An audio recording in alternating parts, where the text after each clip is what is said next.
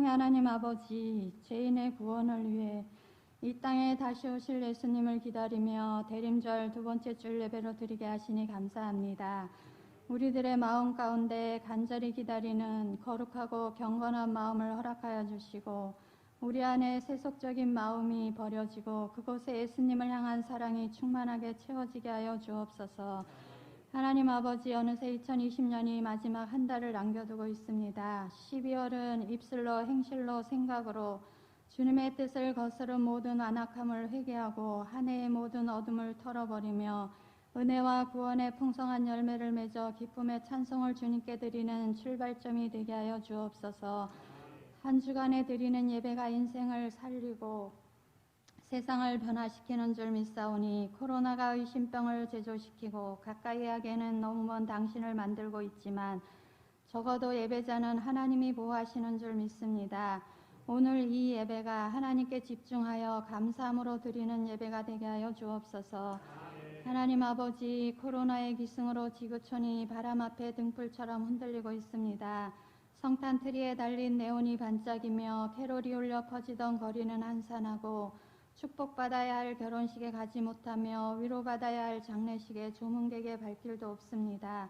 우리들이 살아온 정겨웠던 삶의 방식은 가로막힌 채 안타깝고 답답하게 한 해를 보냅니다. 이런 현실이 우리의 죄 때문임을 깨닫게 하시고 회개할 수 있게 하여 주옵소서.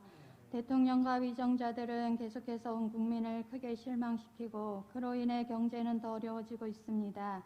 하나님 아버지, 유대인들이 블레셋의 공격으로 망할 위기에 처했을 때 온 국민은 미스바에 모여 기도함으로 하나님께서 블레셋을 물리쳐 주셨고 이스라엘 나라를 안전하게 해주셨습니다. 하나님, 이 나라도 지금 할 수 있는 건 온 교회와 성도들이 그리고 온 국민이 하나님께 엎드려 기도할 때인 줄 믿습니다. 은혜의 날이 이 세상에 지속되지 않는다는 것을 알게 하여 주옵소서. 율법을 완성하러 오신 예수 그리스도의 오심과 재림의 역사가 말씀대로 이루어져 가고 있음을 가볍게 여기지 않게 하여 주옵소서. 미스바 회개운동의 역사로 코로나는 종식되게 하시고 그날이 도둑같이 임할 때 어둠 속에 있지 않게 하여 주옵소서. 하나님 아버지, 어려운 때 복음 증거를 위해서 하나님 나라를 위해서 사명 감당하시다가 코로나에 걸려 고통당하는 선교사님들을 붙들어 주옵소서.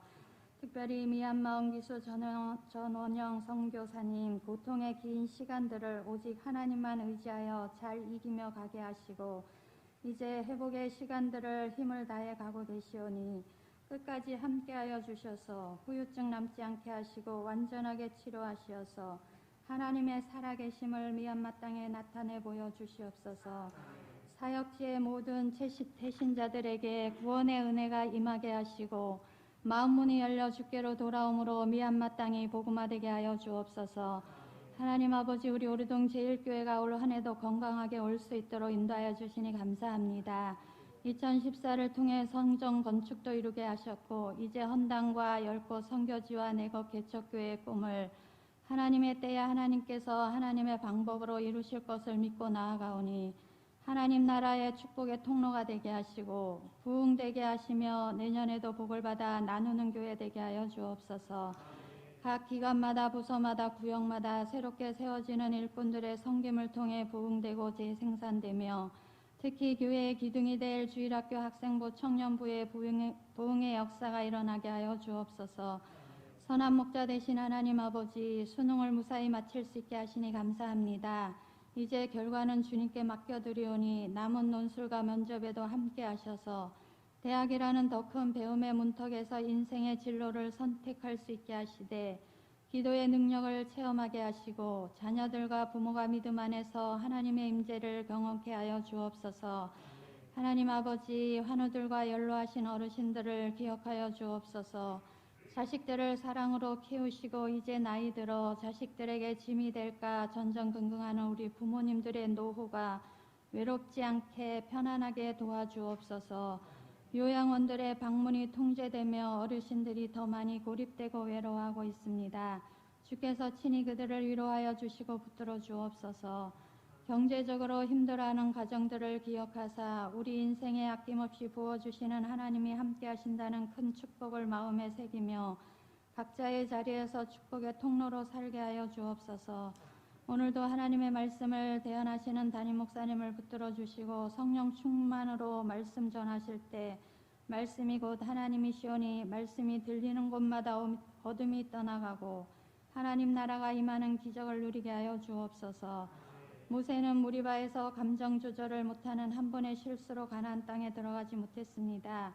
하나님 말씀의 일부분만 순종하는 것이 아니라 모든 말씀을 마음에 두고 지켜 행하는 자가 되어 하나님을 세상에 전하는 자로 사는 우리 모두가 다 되게 하여 주옵소서. 이른 아침부터 중심을 담아 주님께 찬양으로 영광 돌리는 찬양대를 축복하시고 찬양을 기뻐 흠양하여 주옵소서. 오늘도 유튜브로 예배드리는 성도들을 기억하사 예배의 장소가 어디든 주님이 함께 하시는 삶의 예배와 현장이 되게 하여 주옵소서. 오늘도 보이지 않는 곳곳에서 헌신하는 모든 사명자들의 섬김을 기뻐 받아주시고 성찬을 통해 하나님의 임재를 경험하는 귀한 예배 되게 하여 주옵소서. 감사드리며 예수 그리스도의 이름으로 기도드립니다.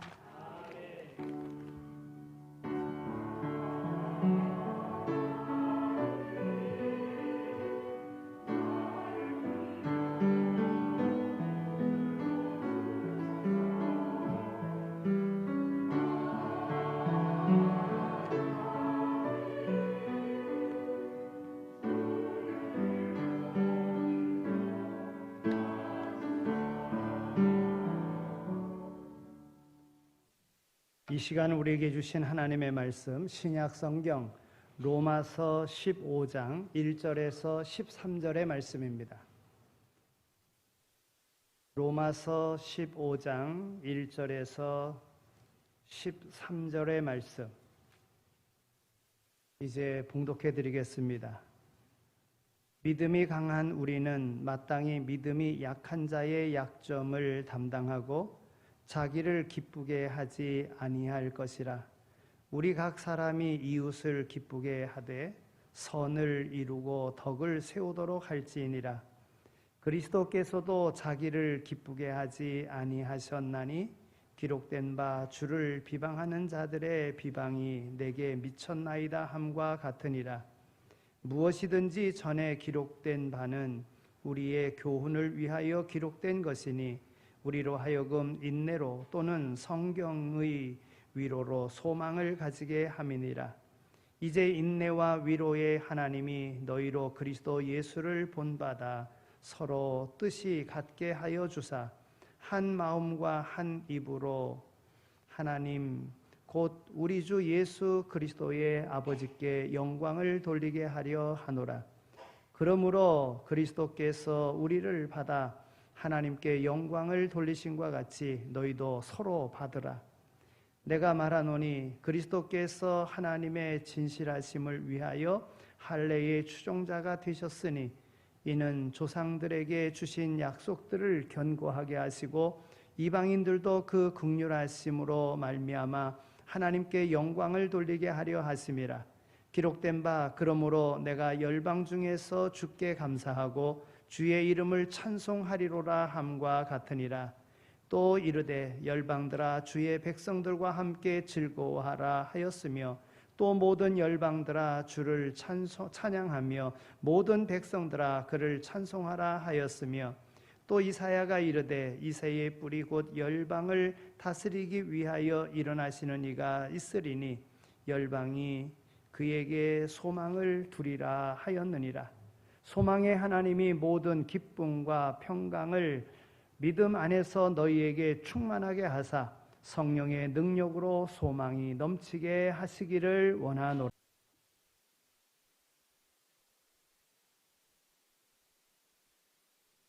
오늘 우리는 대림절 두 번째 주일을 지킵니다. 예수님의 이 땅에 오심을 축하하면서 다시 오실 예수님을 기다리는 그런 절기입니다.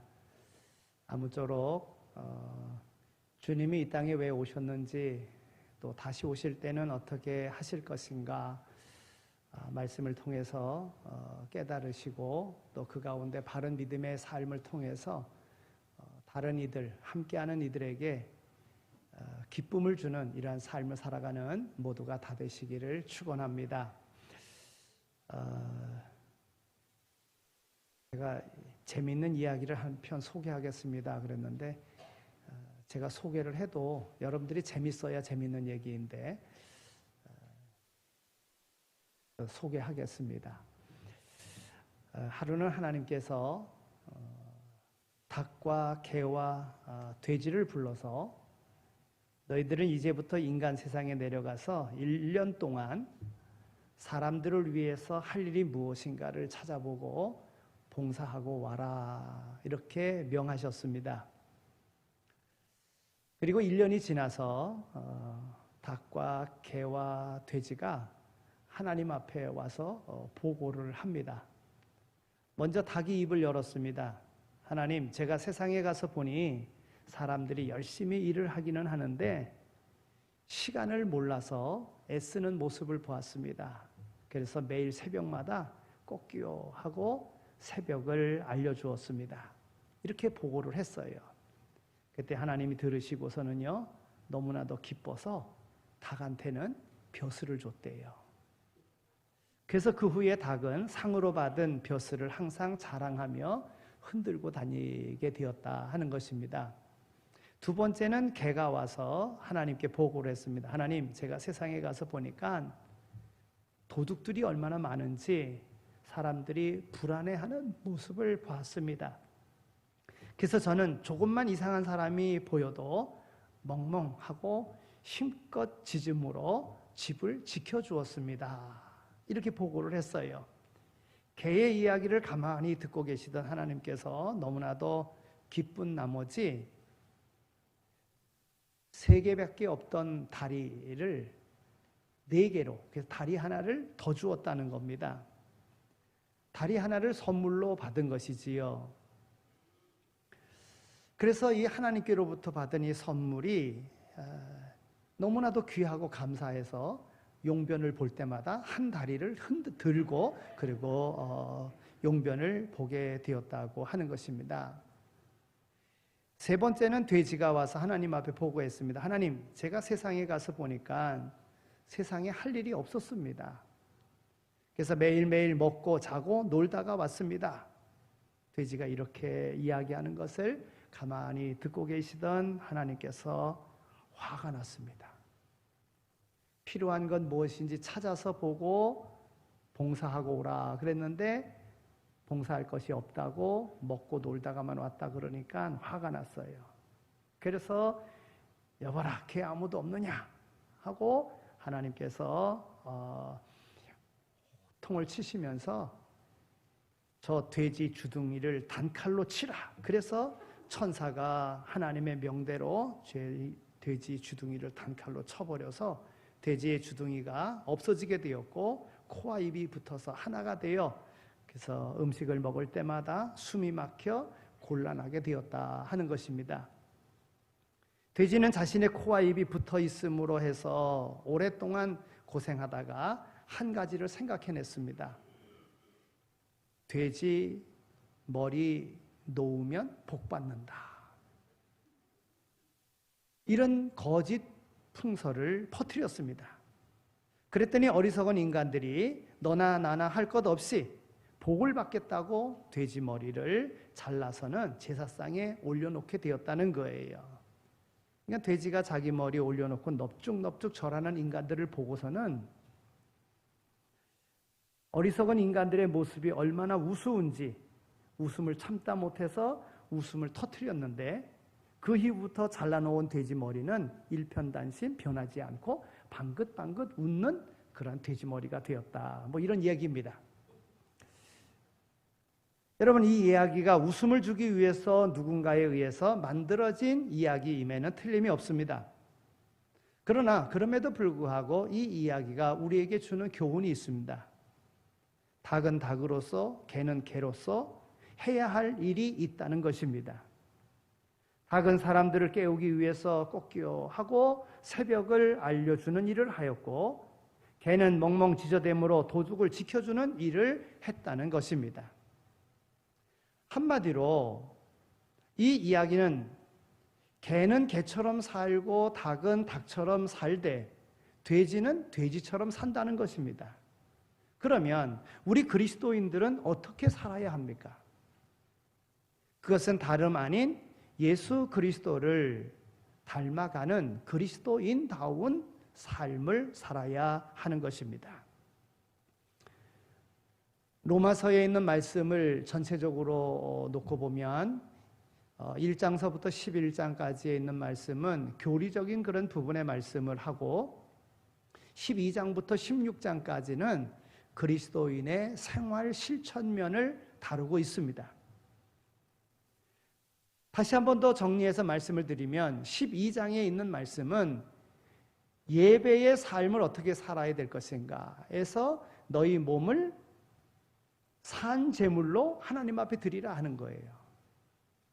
부분만 시간만 하나님 앞에 드리는 것이 아니라 너희 몸으로 모든 것을 하나님 앞에 드려지는 이런 예배의 삶을 살라 하는 것이 12장의 교훈의 말씀입니다. 13장에 있는 말씀은 위에 있는 권세자들에게 순복하라 하는 것입니다. 모든 권세는 하늘로부터 난 것인데 위에 권세자들한테 순복하라. 또 14장에 있는 말씀에는 공동체 안에 있는 믿음이 연약한 자를 비판하지 말고 오히려 이해하는 데 힘써라 이런 말씀입니다. 이것은 믿음이 연약한 자를 대하여 어찌 보면 소극적인 태도인 것입니다. 그러나 15장에서는 적극적인 그런 부분을 보여주고 있는데 믿음이 연약한 자를 대하여 그 연약한 자의 연약함을 담당하라고 하는 거예요. 책임지라고 하는 것입니다. 오늘 15장 1절에 있는 말씀을 보면 믿음이 강한 우리는 마땅히 믿음이 약한 자의 그 약점을 담당하고 그랬어요. 비판하고 왜 약하냐 이렇게 하지 말고 책임지라는 거예요. 책임지라. 그를 담당하라. 예. 여러분 교회의 그런 역할, 교회의 특성을 이야기할 때 네 가지를 이야기합니다.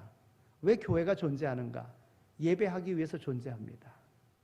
교회는 교회를 통하여 전도하기 위해서 존재합니다. 전도에 선교도 포함이 되죠. 세 번째는 교회는 가르치기 위해서 필요합니다. 유대인들이 회당을 통해서 가르쳤듯이 오늘의 교회를 통해서 가르치는 거예요. 교회 학교를 통해서 또 새로 입교한 이들을 통해서 그들을 가르치는 거예요. 그래서 장성한 믿음의 분량에 이르도록 만드는 것입니다. 네 번째는 봉사하는 거예요. 이게 나눔입니다. 이거 코이노니아라 이렇게 이야기합니다. 교제, 봉사. 그러니까 예배, 전도, 교육, 봉사 이것은 교회의 특성이고 교회가 존재할 이유라고 하는 것입니다. 이 작은 공동체를 통해서 교회 공동체를 통해서 하나님의 나라가 확장되어지는 거예요. 예수님께서는 공생의 기간 동안 12제자를 부르시고 12제자와 더불어 함께 하셨습니다. 그리고 하나님의 나라에 대한 교회에 대한 역할을 그들에게 가르쳐 주셨어요. 70명의 제자들을 부르시고 그들을 둘씩 내보내면서 하나님의 나라는 교회는 이러한 것이다. 신앙인의 삶은 내 제자의 삶은 이런 것이다. 그들에게 가르쳐 주셨습니다. 우리는 교회 공동체의 소그룹 안에서 어떠한 교제의 삶을 살아야 되는가? 이것이 교회의 본질임을 깨닫고 이 소그룹 모임을 소중하게 생각해야 됩니다. 여러분, 큰 교회, 작은 교회 있지만 교회는 큰 교회나 작은 교회나 다 하나님이 계시는 그런 교회인데 많은 사람들이 이야기할 때에 교회는 작은 교회가 교회답다 이렇게 이야기합니다. 물론 그 사이즈에 있어서는 한 300명 정도 되는 이 교회가 가장 아름답다 이렇게 이야기를 합니다. 왜냐하면 서로를 알고 서로가 교제할 수 있는 모든 사람들이 다 알 수 있는 그런 규모이기 때문에 그렇습니다. 여러분 큰 교회도 보면은요 이 작은 교회를 추구하고 있습니다. 그래서 교구를 나눕니다. 또 교구에서도 구역을 나눕니다. 그래서 구역 안에서 서로 교제할 수 있도록 서로 기도의 제목과 또한 서로의 그런 고민과 서로 신앙생활의 그런 경쟁, 또한 신앙생활의 그런 삶을 위해서 서로 나눌 수 있는 그런 구역이 있는 겁니다. 여러분, 소그룹으로 나누어져 있는 것 얼마나 중요한지 몰라요. 네. 우리는 교회 공동체의 소그룹 안에 있어야 하는 것이고, 소그룹 공동체 안에서 서로 교제하고 서로 이해하고 하는 이러한 삶을 살아야 됩니다. 이것이 교회의 본질인 것입니다. 여러분, 세상에도 어떤 목적을 가지고 모임을 갖습니다. 동창회를 갖습니다. 계모임을 갖습니다. 어떤 친목단체의 모임들을 갖습니다. 그러나 거기에 없는 것이 하나 있어요. 그것은 바로 사랑의 본질로서의 코이노니아가 없다는 거예요. 자기의 목적을 위해서 자기가 가지고 있는 것으로 모임을 갖지만 이런 사랑의 교제는 없습니다. 우리는 하나님 나라의 모형인 교회 안에 거하면서 교회 공동체를 통해서 사랑의 교제를 나누어야 됩니다. 그러면 어떠한 사랑의 교제를 나눠야 되겠습니까? 오늘 말씀을 통해서 우리가 찾아보자면 오늘 1절에 있는 말씀과 같이 믿음이 약한 자의 약점을 담당해야 한다 하는 것입니다. 여러분, 어떤 사람은요, 성숙한 사람인데도 불구하고 자기가 편하려고 나는 믿음이 없다, 그리고 계속적인 도움만 받으려고 하는 사람이 있어요. 여러분, 거기엔 신앙의 성장이 없습니다. 우리는 교회의 특성을 알고 내가 세례 받았다면 똑같은 다 성도의 모습으로 하나님의 주님의 제자된 그런 위치에 있는 거예요. 여러분, 믿음을 고백하고 주님의 제자가 됨을 확신하는 것이 교회 공동체 안에서 세례 받는 것 아니겠습니까? 더 나아가서는 직분을 받는 거예요. 직분은 자기 영광과 자기 자랑을 드러내라고 주는 것이 아니라 하나님께서 그 역할을 감당하라고 주시는 거예요. 그러니까 오늘 직분이라고 하는 것은 일에 대한 것으로 주는 것이고, 오늘 우리가 주님의 제자됨의 증거로서는 세례 받음으로 오늘 우리는 똑같은 그러한 그리스도인의 삶으로 주님의 제자가 되는 것입니다. 그렇다면 늘 믿음 없다라고 이야기할 것이 아니라 나는 믿음 있는 자로서 주님의 제자, 주님을 닮아가는 자다. 그러면 약한 자를 담당해야 됩니다. 약한 자라고 하면 나보다 더 약한 자, 아직 세례받지 못한 자, 구원받아야 될 이들, 아직도 세상에 매여 사는 사람들, 약한 자들이지요. 그런 이들을 향하여 봉사하는, 교제하는 이런 삶을 살아야 된다고 하는 것입니다. 오늘 본문 말씀에서도 믿음이 강한 자가 할 일은 모든 고난과 기회를 소유하고 누리는 것이 아니라 믿음이 약한 자의 약점을 담당하라고 믿음 강한 자로 오늘 우리를 그렇게 세워주셨다는 것입니다. 여기 믿음이 강하다고 하는 것은 능력이 있는 자이며 영적으로 강한 사람을 의미하는 것입니다. 이들이 믿음 약한 사람들의 약점을 담당하는 것은 마땅히 해야 될 일이며 의무로서 수행할 일이라고 하는 것입니다. 연약한 자의 약점은 부족하고 허물이 많기 때문에 성숙하지 못하다고 하는 그런 뜻이 되는 것입니다. 그런 이들을 인정하고 받아줘야 된다는 것, 책임져 줘야 된다는 거예요.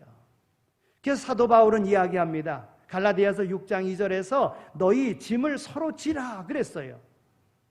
강한 자가 약한 자의 약점을 짊어져야 하는 것입니다. 이와 같은 경험을 교회 안에 소그룹을 통하여 경험해야 하는 것입니다. 소그룹 안에는 약한 자들이 있고 약한 자들을 받아 그들을 인정하고 그들을 위로하고 그들을 세워 사랑의 공동체 안에서 담대하게 설 수 있도록 하는 것, 이것이 바로 오늘 우리가 감당해야 될 일이며 주님께로부터 받은 명령이라고 하는 것입니다. 여러분, 예수님이 이 땅에 왜 오셨습니까? 우리의 약점을 담당하시기 위해서 오셨습니다. 그래서 예수님은 믿는 모든 성도들은 믿음 약한 성도들의 약점을 담당해야 됩니다. 왜요? 주님께서 그러하셨듯이 예수님은 우리의 죄를 담당하시려고 오셨습니다. 예수님은 우리의 병을 짊어지시려고 오셨습니다. 예수님은 우리의 허물과 저주를 담당하시려고 십자가에 죽기까지 하셨던 것입니다. 여러분, 그리스도인이 뭡니까? 예수 그리스도를 닮아가는 자, 예수 그리스도를 따르는 자, 예수님을 구주로 영접한 자, 그가 바로 그리스도인 아니겠습니까? 바로 그리스도인은 예수님이 우리에게 보여주신 바 그 섬김, 예수님께서 우리에게 보여주신 바 약한 것을 담당하신 것을 오늘 닮으며 따라가야지만이 되는 것입니다. 여러분, 사도행전 2장에 보면 초대교회의 모습이 나옵니다. 그들이 어떤 모습을 가졌습니까? 초대교회가 생겨날 때 그때 세상적으로는 많은 어려움을 당했습니다. 여러분, 죽음의 위험까지도 있었습니다. 그러나 그들은 모였습니다. 모여서 기도했습니다. 모이기를 힘썼습니다. 그리고는 자기 것을 자기 것이라고 하지 아니하고 서로 나누는 그런 삶을 살았습니다. 그래서 많은 사람도 적은 사람도 서로 부족함이 없는 그런 공동체가 교회 공동체였다는 거예요.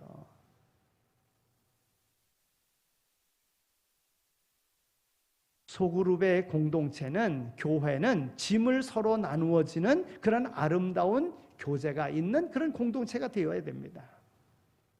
소그룹 안에서만, 작은 모임 안에서만 보살핌과 돌봄의 사역이 가능합니다. 그래서 작은 모임을 소중하게 생각해야 됩니다. 그래서 여러 가지 모임에 대한 제재가 많이 있지만은 저는 우리 구역 예배는 드리고자 합니다. 예배 마친 다음에 구역장을 중심으로 구역 모임 갖고요, 모일 때에 손 세정하고요, 마스크 쓰고요, 그리고서 하면 전혀 문제 없다고 생각이 들어요. 어떤 분이 그래요. 보도되어진 그런 부분인데요, 700명 모이는 교회에 확진자가 3명 있었대요. 그래가지고 전수조사를 다 했다는 겁니다. 그런데 확진자가 1명도 더 안 나왔다는 거예요. 그 이유가 마스크 쓰고 했기 때문에 그렇다는 거예요. 광고 중에 보니까 마스크는 백신이다 이렇게 얘기도 하더라고요.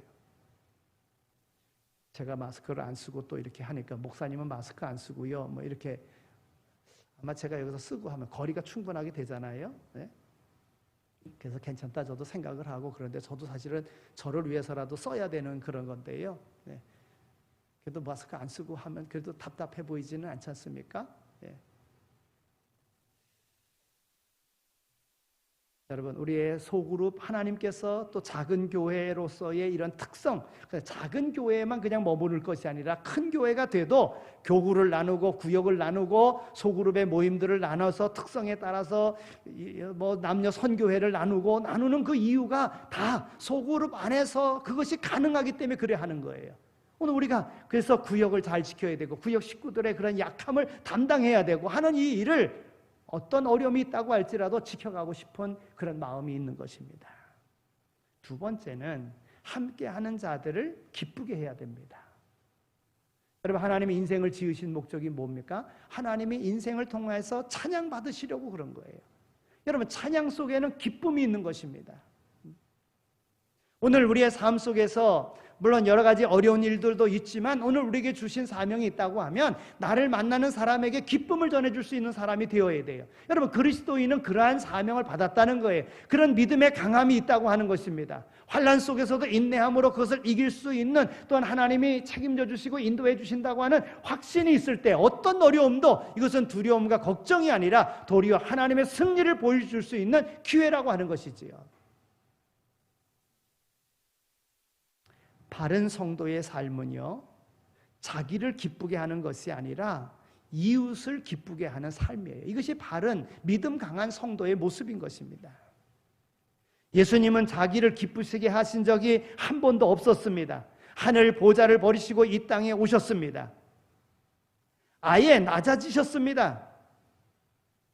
그리고 말씀하십니다. 마태복음 20장 28절에 있는 말씀을 보면 인자가 온 곳은 섬김을 받으려 함이 아니라 도리어 섬기려 하고 도리어 죄인들을 위하여 죽어 그 영혼을 구원하려 함이라 말씀하고 있습니다. 오늘 말씀에도 3절에 있는 말씀을 보면 그리스도께서도 자기를 기쁘게 하지 아니하셨나니 그랬어요. 여러분, 하나님, 예수 그리스도, 성령님 다 창조의 창조자이시지 않습니까? 그렇다면 피조세계에 와서 피조물로부터 영광 받아야 되지 않습니까? 그런데도 불구하고 예수님은 영광 받으시려고 하는 것이 아니라 모든 사람들을 기쁘게 하시는 그 삶을 사셨다고 하는 것입니다. 여러분, 코미디언들은요, 다른 사람들에게 웃음을 제공하는 사람입니다. 화목한 분위기를 만드는 그런 사람이지요. 다른 사람들을 즐겁게 하는 사람들이지요. 우리는 과연 내가 가지고 있는 그 유무형의 그런 자원을 통해서 얼마만큼 다른 사람들을 즐겁게 하고 기쁘게 했는지 한번 생각해 보아야 될 것입니다. 즐겁게 기쁘게 하기보다는 오히려 화나게 만들었고 실망하게 하고 상처받게 하는 그러한 경우가 있었다고 하면 오늘 그리스도인 된 이로서 교회 공동체의 일원된 그러한 위치에서 내가 어떻게 살았는가? 오늘 말씀에 기쁨을 주는, 다른 이들에게, 함께하는 이들에게 기쁨 주는 삶을 살아야 된다는 것이죠. 우리에게 믿음 안에서 삶을 나누는 것은 오늘 우리에게 얼마나 필요한지 모릅니다. 여러분, 현대 사회의 특성상 내 문제를 이야기하려고 해도 할 수 있는 사람이 얼마나 많이 있습니까? 내 고민을 누구에게 이야기하고 싶은데 이야기 들어줄 사람이 있습니까? 내 삶을 고백할 수 있는 그런 관계에 그러한 내 소속감을 이야기할 수 있는, 나랑 서로 같이 할 수 있는 사람이 세상에 얼마나 있습니까? 여러분, 현대 사회는요 정말 없습니다. 우리가 신앙적으로 죄의 문제를 고백하고 해결받을 수 있어야 하는데 바로 그 장소가 바로 소그룹, 바로 교회 공동체라고 하는 것입니다. 우리가 가진 상처와 연약함과 아픔을 나누고 치유받을 수 있는 곳이 바로 소그룹이라고 하는 거예요. 여러분, 구역은 그와 같이 아주 중요한 역할을 감당하고 있는 것입니다. 바라기는 오늘 하나님께서 우리에게 허락하신 바 이 교회 공동체를 통해서 여러분, 고민이 있는데도 불구하고 말 안 하면 마귀는요 바로 틈타서 그 영혼을 빼앗아 갑니다. 교회 공동체 안에서 하나님의 말씀을 중심으로 문제를 해결해 나가야 되는 거예요. 오늘 우리 교회가 그런 교회 되어지기를 소망합니다. 다른 교회들이 가는 그런 방향으로 다 그냥 모든 교회들이 그냥 시대에 맞게끔 흘러가는 그러한 것이 아니라 오늘 우리 하나님께서 허락하신 교회의 특성을 이어갈 수 있는, 그래서 다른 모든 교회의 본이 되는 그런 자리로 나갈 수 있는 그런 교회 우리가 함께 만들어 가기를 소망합니다. 세 번째는 교회는요 소망을 갖도록 해야지만이 됩니다. 하나님의 구원 섭리를 알아야 합니다. 오늘 8절에서 13절까지에 있는 말씀이 그러합니다. 오늘 13절에 있는 말씀을 보면 소망의 하나님이 모든 기쁨과 평강을 믿음 안에서 너희에게 충만하게 하사 성령의 능력으로 소망이 넘치게 하시기를 원하노라. 여러분, 하나님이 원하시는 게 바로 그거예요. 기쁨이, 소망이 충만히 넘치기를 원하시는 우리 주님이시라고 하는 거예요. 그런 거로 교회는 소망이 넘치도록 만들어야 돼요. 세상은 절망적인 얘기를 합니다. 걱정스러운 이야기를 합니다. 그러나 교회는 소망을 주는 이야기를 해야 되고, 그리스도인은 세상 사람들에게 소망 주는 이야기를 해야 돼요. 이것을 다르게 이야기하면 긍정적인 면으로 가야 된다 하는 것입니다. 왜 그렇습니까? 하나님은 전지전능하신 분이기 때문에 그래요. 하나님은 그의 백성을 책임져 주시기 때문에 그래요. 어떤 난관이 있다고 할지라도 그 난관을 이겨갈 수 있는 지혜를 우리에게 주셨어요. 피해가는 것이 아니라 극복해 나가는 이런 믿음이 오늘 우리 교회 공동체를 통해서 이루어져야 된다 하는 것입니다. 제가 일본 사람들을 이렇게 일본이라고 하는 나라를 좋게 생각하지 않습니다만은 물론 저뿐만이 아니라 여러분들도 다 동일할 거예요. 그런데 일본 사람들의 또 그런 기질 중에 고난을 극복하는 것을 보면은요 대단합니다. 대단해요. 좋은 점은 본받아야 되잖아요. 제가 일본 참 싫은데도 또 일본 여행을 그래도 갔어요. 갔는데요 버스를 잘못 탔습니다. 그래서 이게 거기 가는 거냐라고 물었어요. 제가 물은 건 아니고 제가 일본말 한마도 모릅니다. 그래서 우리 갔던 이제 일본에서 그 대학 공부하고 지금 대학 그 교수하고 있는 이제 우리 사모님이 이제 안내를 해서 이제 그래서 갔던 겁니다. 길을 잘못 들었어요. 그래서 그 버스 기사한테 가서 이야기를 하고 우리가 이게 어딜 가고자 하는데 어디 가는 거냐 그랬더니 이 버스가 아니라는 거예요. 건너편 가가지고 다른 버스를 타야 된다는 거예요. 그런데 그 기사가요, 가던 버스를 멈추고요, 내려가지고 다른 버스 타야 되는 장소까지 가서 알려주는 거예요. 물론 그 버스 안에 많은 사람이 타고 있었던 것은 아니지만 그때 감동이 되더라고요.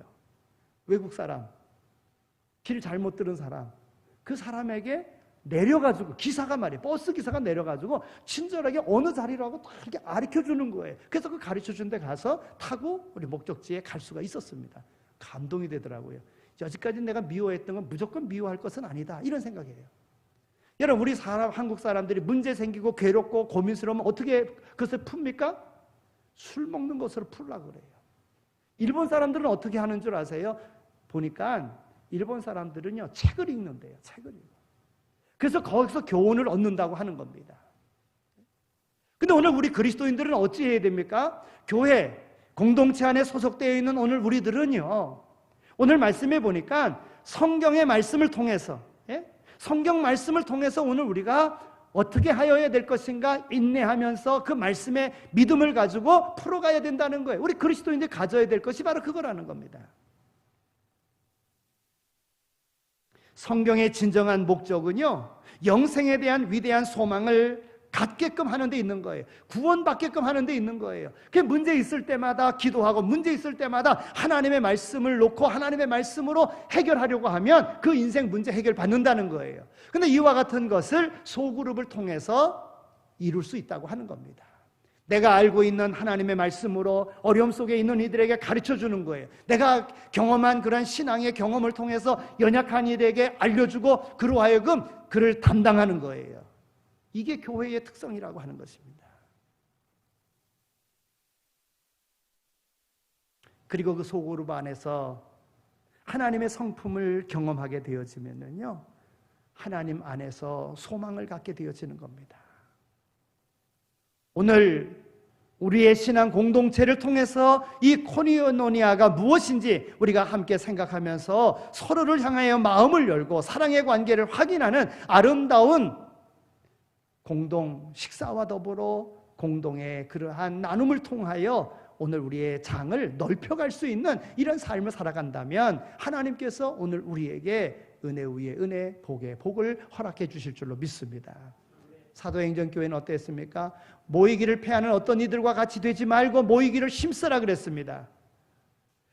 모이기를 힘쓰며 떡을 떼며 함께 할 때에 하나님께서 날로 믿는 자들로 왕성케 흥왕케 하시니라, 이렇게 말씀하고 있습니다. 그런데 오늘 우리 사람들 가운데 그런 사람 있잖아요.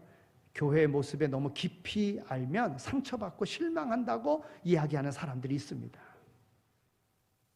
그래서 교회의 어떤 모임이나 일에 참여하지 않는 분들이 있습니다. 그 경우 교회 공동체의 아름다움, 즐거움, 기쁨, 맛보기란 힘든 것입니다. 무엇보다도 소그룹을 통한 진정한 만남과 교제를 경험해야 합니다. 그러므로 오늘 우리는 오늘 본문 서로라고 하는 이 말을 우리는 귀중하게 생각하여야 될 것입니다. 오늘 말씀에서도 7절에 그러므로 그리스도께서 우리를 받아, 또 9절에서도 그러므로 내가 열방 중에서 주께 감사하고, 주님께서 이와 같이 행하셨기에 그러므로 서로 이와 같은 아름다움을 이루는 자가 되라 말씀합니다. 여러분, 이 관계는요, 소그룹의 관계는, 교회의 관계는 종속적인 관계가 아닙니다. 평등의 관계에서 이루어지는 거예요. 서로를 향한 신앙의 의무와 도리를 다하는 그러한 평등의 관계에서 이루어지는 것입니다. 서로 사랑하라, 서로 용서하라, 서로 용납하라, 서로 종노릇하라, 서로 기도하라. 이 신앙의 공동체 안에서 소그룹을 통한 그러한 아름다운 교제를 통하여 오늘 우리가 강한 믿음의 소유자가 되고 우리 가운데 약한 이들을 우리가 받음으로 책임짐으로 그들로 하여금 강한 믿음의 소유자로 만들 수 있는, 바로 주님께서 우리에게 명령하신 말씀입니다. 가서 모든 족속으로 제자를 삼아 아버지와 아들과 성령의 이름으로 세례를 주고 주님께서 우리에게 가르쳐 분부한 모든 것을 지켜 행하게 하라. 내가 너희와 더불어 항상 함께 있겠다 말씀하시지 않습니까? 저는 오늘 우리 교회가 이 어려운 때일수록 더욱더 캄캄하면 캄캄할수록 그 빛이 더 빛을 발하는 것과 같이 이 어려운 때에 우리 교회가 바른 말씀의 그런 삶을 통하여 이기는, 승리하는, 소망 주는 이러한 우리 교회 공동체 만드는데 여러분들이 주인공이 될 수 있게 되어지기를 소망합니다. 기도합니다. 하나님 감사합니다. 저희들 사랑해 주셔서 이와 같이 하나님 전으로 불러주신 것 감사합니다. 어려운 때에 더욱더 하나님의 말씀 가까이 하게 하여 주시고 또 우리에게 주신 바 이 소그룹의 모임이 얼마나 소중한 것을 깨닫게 하여 주시사 강한 믿음의 소유자로 약한 믿음의 소유자를 담당하는 그런 자리로서 하나님이 주시는 참 평안을 경험하며 살아가는 우리 모두 다 되게 하여 주옵소서. 감사합니다. 예수 그리스도의 이름으로 기도드립니다. 아멘. 이제는 우리 주 예수 그리스도의 은혜와 하나님 아버지의 극진하신 사랑하심과 성령님의 위로하시고 교통하심이 우리를 부르시고 우리에게 귀한 일을 맡기시되 연약한 자를 담당하며 기쁨을 주는 이러한 삶을 살 것을 우리에게 명하셨기에 그 말씀 순종하여 지킬 것을 마음에 다짐하고 세상으로 나가는 이 자리에 참여한 모든 이들 가운데 이제로 영원히 함께 하시길 간절히 축원하옵나이다. 아멘.